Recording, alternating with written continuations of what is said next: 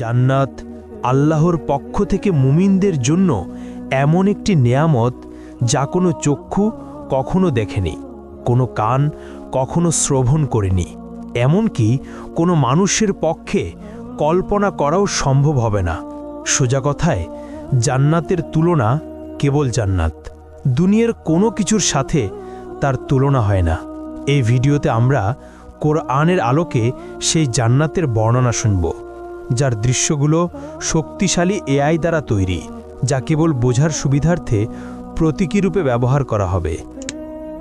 ভয়াবহ হাসরের ময়দানে যখন মানুষের জীবনের প্রতিটি কর্মের হিসাব নেওয়া হবে, তখন কারো ভাগ্যে জান্নাত নির্ধারিত হবে, আবার কারো ভাগ্যে জাহান্নাম।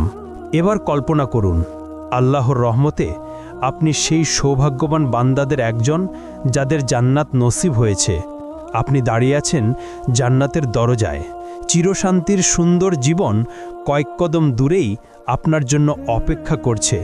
কিন্তু ভেতরে প্রবেশের আগে আপনাকে সম্পূর্ণভাবে পরিশুদ্ধ হতে হবে।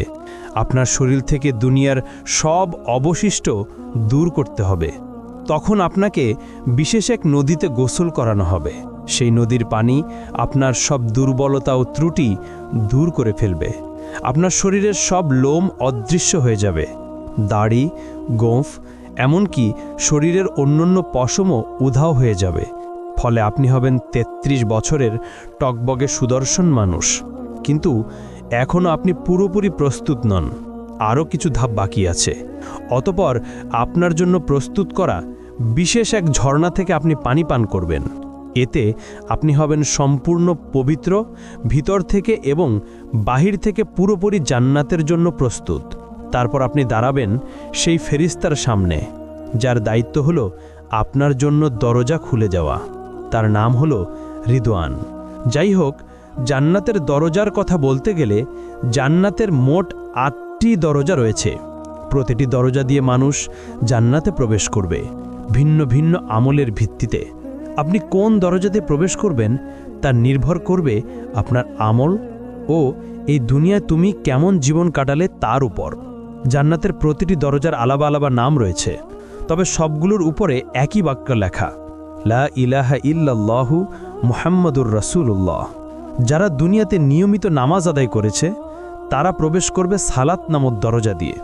আর দ্বিতীয় দরজা রাইয়ান, যারা রোজা রেখেছে এই দরজা তাদের জন্য। তৃতীয় দরজা হলো সাদাকা দরজা, যারা সবসময় অল্প হলেও দান করেছে এই দরজা তাদের জন্য। চতুর্থ দরজা হলো জিহাদ দরজা, যারা আল্লাহর পথে সংগ্রাম করেছে তাদের জন্য এই দরজা। পঞ্চম দরজা হলো হজ দরজা, যারা মক্কায় গিয়ে হজ আদায় করেছে তাদের জন্য। ষষ্ঠ দরজা হলো কাজিমুল গাইজ দরজা, যারা সবচেয়ে কঠিন মুহূর্তেও নিজেদের রাগ নিয়ন্ত্রণ করেছে এই দরজা কেবল তাদের জন্য। সপ্তম দরজা হলো আমান দরজা, যারা হিসাব নিকাশ ছাড়াই জান্নাতে প্রবেশ করবে এই দরজা তাদের জন্য। আর অষ্টম দরজা হলো জিকির দরজা, যাদের হৃদয় সর্বদা আল্লাহকে স্মরণ করেছে এই দরজা তাদের জন্য। যখন জান্নাতীরা দাঁড়িয়ে থাকবে তাদের নিজ নিজ দরজার সামনে, তখন জান্নাতের দরজা খুলতে শুরু করবে। তখন আপনি অনুভব করবেন এক মৃদু উষ্ণ বাতাস আপনার মুখে লাগছে, এমন বাতাস আপনি কখনো অনুভব করেননি। তারপর সেই সুবাস এমন যে আপনার আত্মাকে ছুঁয়ে যায়, এত সুন্দর, এত অনন্য যে প্রায় আপনি মূর্ছা যাবেন। দুনিয়ার সবচেয়ে উৎকৃষ্ট সুগন্ধিও তার সাথে তুলনা করা যায় না। সব ব্যথা, অনুশোচনা আর দুঃখ আপনার ভেতর থেকে মুছে ফেলা হবে। বাকি থাকবে কেবল সুন্দরতম অনুভূতি, যাতে আপনি জান্নাতের নিয়ামত পূর্ণভাবে উপভোগ করতে পারেন। অবশেষে আপনি প্রবেশ করলেন